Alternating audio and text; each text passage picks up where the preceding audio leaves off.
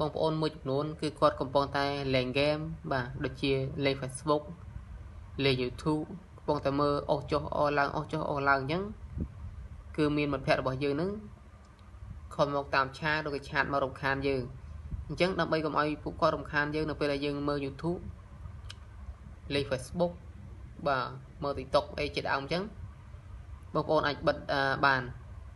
អញ្ចឹងខ្ញុំនៅមានបង្ហាញនៅក្នុងវីដេអូនេះប៉ុន្តែមុននឹងចូលទៅបង្ហាញបងប្អូនអរគ្នាកុំភ្លេចចូលចុច Subscribe បាទនៅ Channel ថ្មីរបស់ខ្ញុំម្នាក់មួយបាទនេះគឺជា Channel ថ្មីដើម្បីទទួលបានចំណេះដឹងខ្លីៗឬក៏វីដេអូថ្មីៗពីខ្ញុំបានម្ដងទៀតអញ្ចឹងកុំឲ្យខាត់ពេលយូរគឺយើងអាចចូលទៅការបិទឆាតទាំងអស់គ្នាបងប្អូនអរគ្នាអូខេបន្ទាប់ពីបងប្អូនចូលមកទូរស័ព្ទរបស់បងប្អូនហើយបងប្អូនត្រូវរកឆាតឲ្យយើងមកដើម្បីយើងចូលទៅបិទអូខេអញ្ចឹងចុចលើ Messenger របស់យើងមកបងប្អូនអរគ្នានៅពេលដែលបងប្អូនចូលមកឆាត Messenger របស់បងប្អូនហើយគឺបងប្អូនត្រូវតែចុចពាក្យថា menu នេះខាងក្រោមគេនេះបងប្អូនបាទចុចពាក្យ menu មកបាទចុចពាក្យ menu តមកទៀតបងប្អូនត្រូវតែរើសពាក្យថា setting នេះនៅខាងលើគេនេះបងប្អូនគ្នា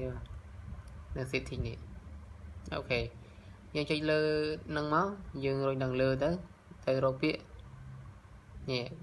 ផ្លែរូបបន្តឹងនេះបងប្អូនគ្នាបាទ notification sound នេះចឹងបងប្អូនចុចពាក្យលើនឹងមកដើម្បីនៅការបិទកន្លែងនេះគឺបងប្អូនអាចបិទទាំងអស់បងប្អូនគ្នាបាទបិទទាំងអស់នេះគ្មាននរណាម្នាក់អាចឆាតចូលឬក៏ទេចូលបានទេបងប្អូនគ្នាបាទយើងបិទទាំងអស់នេះកន្លែងនេះគឺយើងបើកទាំងអស់ហើយអញ្ចឹងគឺយើងបិទទាំងអស់អូខេគឺយើងចុចនៅខាងលើនេះតែមួយមកគឺបិទអស់ហើយបងប្អូនគ្នាបាទបន្តមកទៀតយើងចុចនៅខាងហ្នឹងយើងចុចពាក្យថាអូខេកន្លែងនេះយើងទៅជ្រើសរើសបងប្អូនគ្នាបាទយើងជ្រើសរើស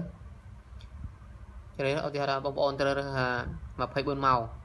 អញ្ចឹងបងប្អូនបិទរហូតក៏បងប្អូនចុចគ្រីសអញ្ចឹងមកបងប្អូនចុចពាក្យថាអូខេឬក៏បងប្អូនចុចបិទថា1ម៉ោងឯង1ម៉ោងបងប្អូនជ្រើសរើស1ម៉ោងមកហើយបងប្អូនចុចពាក្យថាអូខេឬក៏5 10នាទីអញ្ចឹងណាបងប្អូនគ្នាបាទឬក៏យើង24ម៉ោងនេះការបងប្អូនឆ្លាញ់ការបងប្អូនចង់បិទទេកន្លែងនេះគឺបងប្អូនចង់បិទរហូតអូខេគឺចុចខាងក្រោមគេអស់មក24ម៉ោងចុចពាក្យថាអូខេតែម្ដងអានេះគឺខ្ញុំអត់បិទទេបងប្អូនគ្នាបាទគាត់ជាវីដេអូបង្ហាញអូខេអញ្ចឹងមួយទៀតកន្លែងនេះកន្លែងបិទទាំងអស់បងប្អូនគ្នាបាទចំណាំបងប្អូនមួយចំនួនគាត់ comment ខាងក្រោមវីដេអូសួរថាខ្ញុំបិទហើយក៏នៅតែគេទេចូលអូខេបងប្អូនមកបិទកន្លែងនេះគឺអត់មានគេឆាតចូលទេបងប្អូនគ្នាបាទអត់មានគេឆាតចូលទេកន្លែងនេះបាទចឹងកន្លែងនេះគឺយើងបិទទាំងអស់មាននរណាម្នាក់ឆាតចូលទេអូខេអញ្ចឹងយើងចូលទៅបិទមកកន្លែងទៀតគឺកន្លែងណាយើងថយចេញអស់មកបងប្អូនគ្នាបាទថយចេញអស់មកអូខេកន្លែងនេះគឺយើងបិទម្នាក់គេសក់កបងប្អូនគ្នាបាទយើងបិទចំពោះតែបុគ្គលម្នាក់អញ្ចឹងណាឧទាហរណ៍ថាខ្ញុំយកខលមួយមកឧទាហរណ៍អូខេ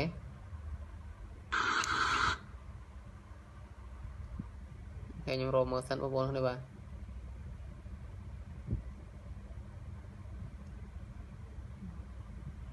ចឹងឧទាហរណ៍ថានេះ account បងប្អូនខ្ញុំបាទចឹងឧទាហរណ៍ថាយើងបិទMessenger មួយនឹងចុះឧទាហរណ៍ណាចឹងបងប្អូនចុចនៅលើ profile មួយនឹងមកបងប្អូនគ្នាបាទ profile មួយនឹងមកបងប្អូនចុចពាក្យនេះរូបកណ្ដឹងនេះកន្លែងនេះអូខេចុចលើរូបកណ្ដឹងនេះអូខេកន្លែងនេះគឺបិទតែបុគ្គលទេបងប្អូនគ្នាបាទបងប្អូនខ្លះគាត់ច្រឡំគាត់ថាគាត់បិទហើយគឺនៅតែជាប់បិទហើយនៅតែខលចូលអូខេបងប្អូនទៅបិទកន្លែងខាងក្រោយមិញដែលខ្ញុំប្រាប់មិញបងប្អូនគ្នាបាទបានបិទទាំងអស់កន្លែងនេះគឺយើងបិទចំពោះតែបុគ្គលទេបងប្អូនគ្នាបាទយើងថាចង់បិទមនុស្សម្នាក់អញ្ចឹងណាមិនឲ្យឆាតចូលឬក៏ទេចូលអញ្ចឹងបងប្អូនអាចមើលកន្លែងនេះអញ្ចឹងកន្លែងនេះយើងបិទមិនឲ្យឆាតចូលគឺយើងចុចនៅខាងលើមកបងប្អូនយើងមានចុចពាក្យថាអូខេហើយទី2នេះគឺ call អញ្ចឹងបងប្អូនបិទទៅគឺគាត់ call ចូលទេបងប្អូនគ្នាបាទហើយចែកទី3គឺបងប្អូនបិទទាំង call បិទទាំង Messenger គេផ្ញើមកអញ្ចឹងបងប្អូនចុចពាក្យថាអូខេទៅ បាទចុចពីទៅអូខេទៅគឺមាននាទីដូចគ្នាមានម៉ោងដូចគ្នាអញ្ចឹងបងប្អូនចង់បិទរហូតក៏បានចង់បិទ15នាទីឬក៏1ម៉ោងឬក៏8ម៉ោងបានក៏បានដូចគ្នាបងប្អូនអរគ្នាបាទហើយការបិទនេះអញ្ចឹងសង្ឃឹមថាបងប្អូនអរគ្នាកុំយល់ច្រឡំទៀតបាទក្នុងការបិទ Messenger អូខេអញ្ចឹងវិលត្រឡប់ទៅក្រោយវិញបងប្អូនអរគ្នាបាទសង្ឃឹមថាបងប្អូនអរគ្នាយល់ហើយនឹងជាធ្វើបងប្អូនអរគ្នាបាទអូខេអញ្ចឹងវីដេអូនេះមានតែប៉ុណ្្នឹងទេបងប្អូនអរគ្នាបាទកុំភ្លេចបើសិនជាចូលចិត្តរកវីដេអូរបស់ខ្ញុំកុំភ្លេចជួយចុច Subscribe នៅ Channel ថ្មីរបស់ខ្ញុំម្នាក់មួយបាទអរគុណជម្រាបលាជួបគ្នានៅវីដេអូក្រោយទៀតបាទបាយបាយ